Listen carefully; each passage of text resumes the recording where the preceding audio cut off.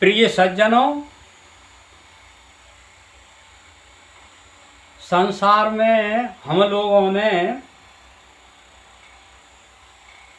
लोगों को उपदेश तो खूब दिया, लेकिन अपनी तरफ उपदेश लागू न किया तो हमारी दुर्दशा क्या होगी।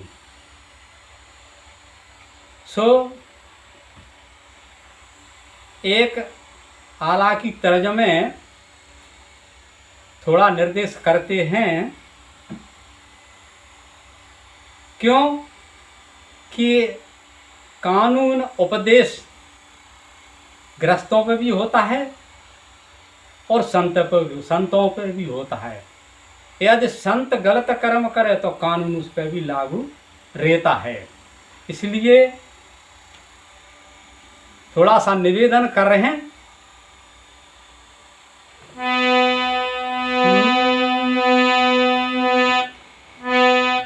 नकली बन के साधु डोले, संत भी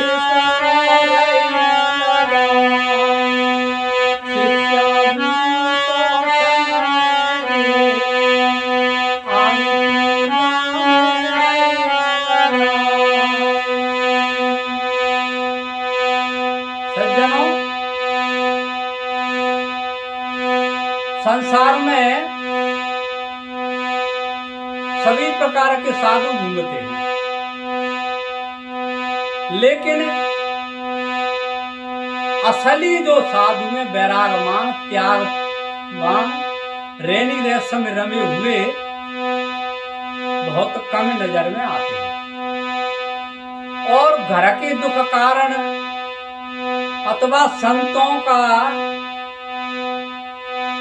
रस आनंद सुख सुविधा देख करके बहुत से लोग देखा देखी भी साधु हो जाते हैं। तो अथवा कोई संत अपने आप मनगढ़ंती वेश बना करके किसी संत से वेश न लिया और संसार में घूम रहे, संसार से पूजा को ले रहे ताकि बारे में और विषय वासना को भी अपनाते हैं।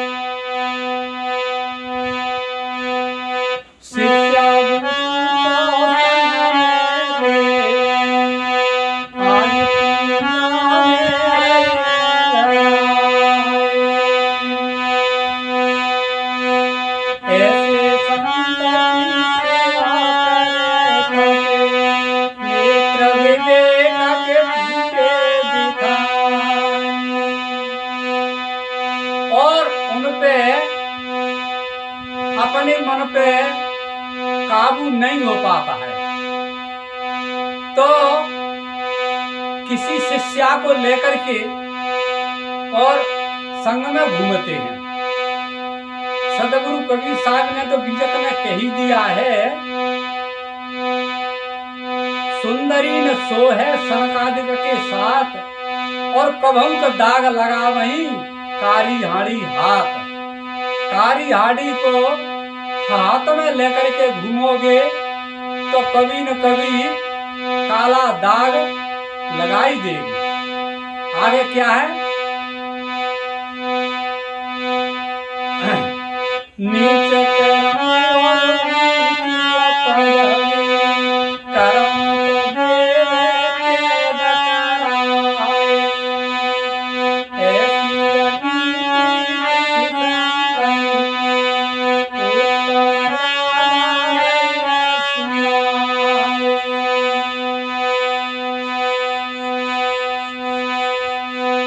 लोगों की पदवी बहुत बड़ी बड़ी ऊंची है, ऊंची रही, उनके कारण उनके कार्य बहुत गलत रहे, इसलिए उन्हीं के कर्म जो खोटे थे उन्होंने ही इन लोगों की आजीवन कारावास करा दिया।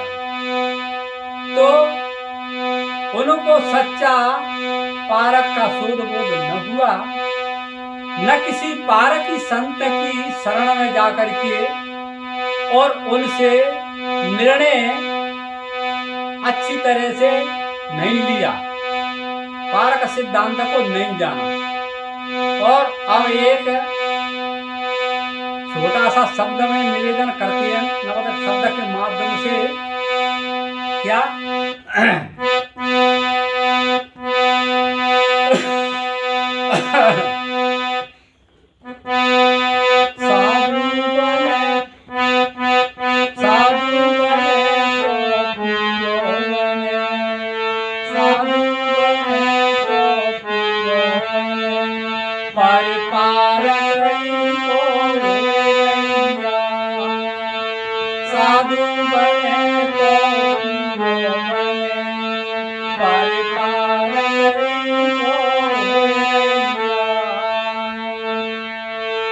सज्जनों, मेरा निवेदन है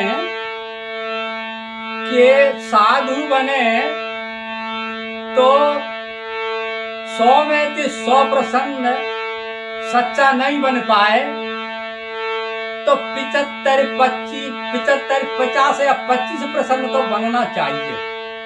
इसलिए लोगों में निंदा न हो और अपन को नीचा देखना न पड़े। आगे क्या कहा है? बनावटी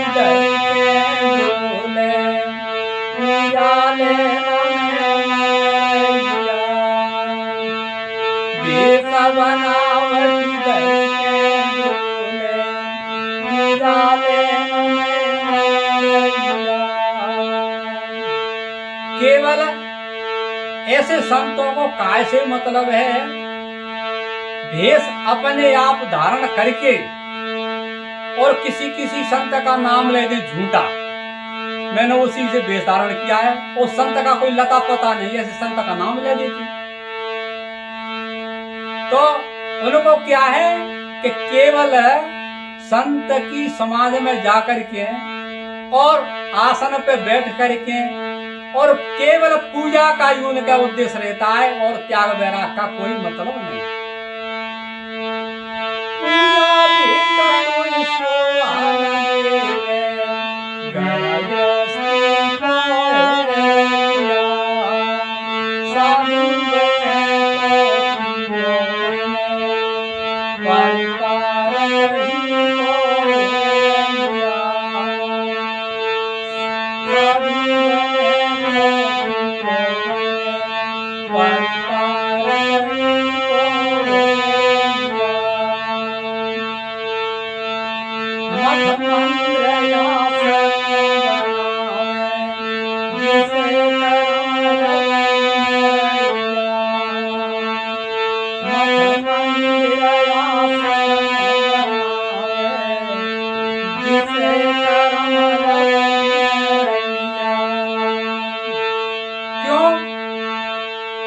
संत ऐसे भी होते हैं कुछ चमत्कारी दिखा करके अथवा अपना ऊंचा पद दिखा करके और लोगों से धन हड़प करके जनता को भुलटू बना करके आश्रम तो बहुत लंबो चौड़ो तल घर भी और ऊपर भी काफी बना लेते हैं,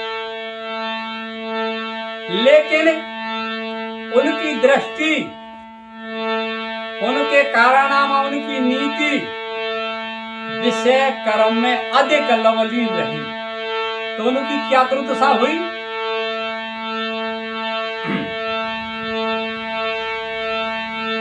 क्यों कि उन लोगों को बहुत बड़ा दंड अथवा जीवन भर तक जेल का पतली दाल खानी पड़ी।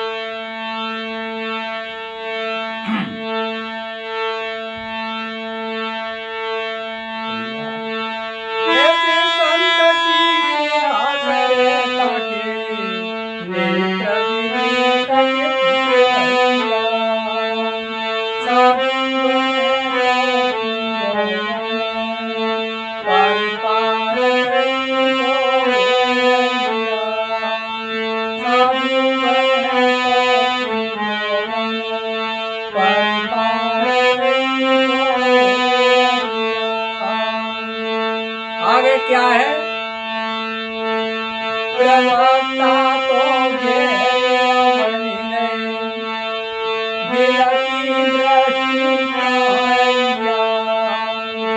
प्रवक्ता तो घेरे बनी गए, बिलकी दृष्टि काया। साधु बन के घेरे फंस गए, मन में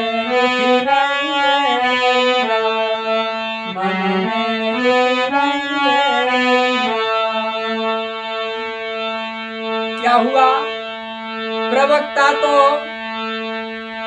सुर के भी अच्छे बन गए और वाक्या के भी अच्छे बन गए, क्योंकि करते करते प्रवचन करते करते हारमोनियम बजाते बजाते सुरागाभ्यास तो हो ही जाता है। प्रवचन करते करते प्रवक्ता भी बन जाते हैं, लेकिन अंदर की जो लहरियां, जैसे समुद्र की लहरियां वे उठती हैं तो बहुत बड़ी बड़ी ऊंची पहाड़ सा जैसा लेकर के उठती हैं। इसी प्रकार प्रवक्ता बनने से, हारमोनियम बजाने सुर संवाद से उसको सच्चा सूर्यबोध नहीं हुआ, तो मन में विषय वासना की लहरियां जैसे उठ रही, जैसे समुद्र में लहरियां उठती हैं तैसे। और साधु बन के गहरे फंस गए, ऐसे गहरे फंस गए, कहीं कहीं मारपीट भी खानी पड़े, कहीं कहीं नीचा देखना पड़े, संत समाज में जाकर के नीचे पर नार नवानी पड़े, तो ऐसे लोगों का कल्याण कैसे होगा? आगे क्या कहा है?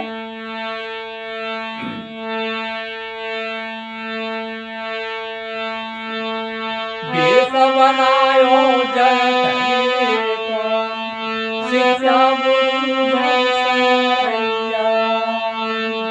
देश बनायो जगत को, शिक्षा गुरु सरैया। संसार को केवल ठगने के कारण ही इन लोगों ने वेश धारण किया और संग में सुंदरी लेकर के शिष्या लेकर के और घूमते हैं। तो आगे क्या होता है? उत्तम कैसे बचे वो। सदगुरु की दया से हमारा कहना है, उत्तम कैसे बचे वो, आज पूरा गंभीर भैया, आज पूरा गंभीर भैया। साधु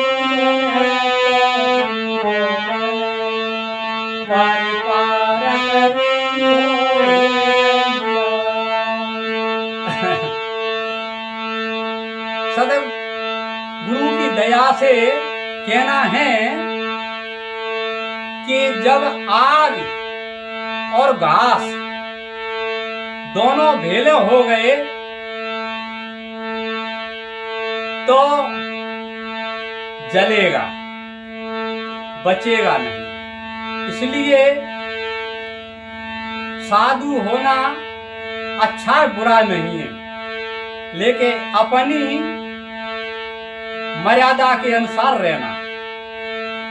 साध्वी होना भी जरूरी है, क्योंकि वे भी अपना कल्याण कर सकती है, लेकिन अपनी मर्यादा के अनुसार। और जैसे आग और घास की अलग अलग सुरक्षा होनी चाहिए, घास को अलग जगह रखा जाए और आग को अलग जगह रखा जाए तो नहीं जलेगा। इसलिए साध्वी रहें, अपना जीवन कल्याण करें, लेकिन अलग अलग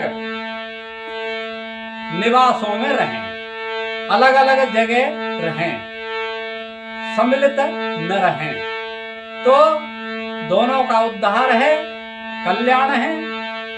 यदि दोनों सम्मिलित रहे तो सदगुरु पूर्ण साहिब ने तो कहा है कि नारियों में से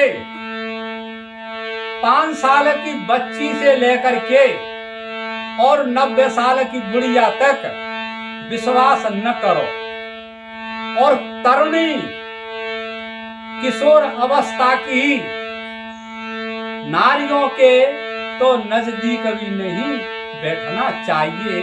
ऐसा सदगुरु पूर्ण साहिब ने अपने बीजक के अंदर ऐसे निर्णय कई जगह दे दिए हैं। बस इन्हीं वचनों के साथ अपनी वाणियों का विराम लेता हूँ। बोलिए संत सम्राट सदगुरु कबीर साहिब की जय।